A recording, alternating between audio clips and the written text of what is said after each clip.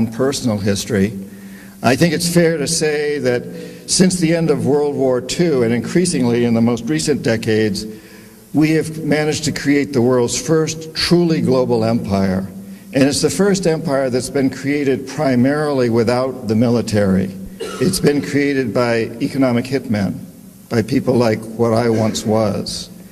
And we work many different ways, economic hitmen, but perhaps the most common is that we will identify a third world country that has resources our corporations covet, like oil, and then arrange a huge loan to that country from the World Bank or one of its sisters. But the money never goes to the country. Instead, it goes to our big corporations to build infrastructure projects, power plants, highways, industrial parks, things that benefit a few very rich people in that country, as well as our own corporations, but don't help the majority of the people who are too poor to buy electricity, don't have the skills to get jobs in industrial parks, don't own cars to drive on the highways. And yet those very people, the whole country is left holding a huge debt so that it can't pay for education and social services and health care for its people. In fact, the debt is so huge by intent that at some point we economic hitmen go back and we say, listen, you owe us a lot of money. You can't repay your debts, so sell your oil real cheap to our oil companies without regard to the environment. Vote with us on the next critical United Nations vote. Send troops in support of ours to some place in the world like Iraq. And in that way, we've created this empire. On the few times when we economic hitmen fail,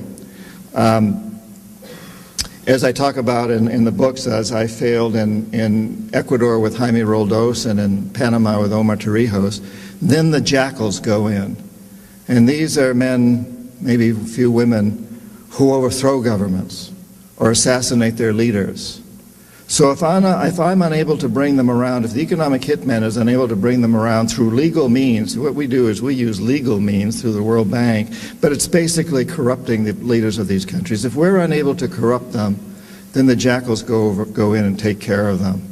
So when I failed with Jaime Roldos in Ecuador and Omar Torrijos in Panama, the jackals assassinated them.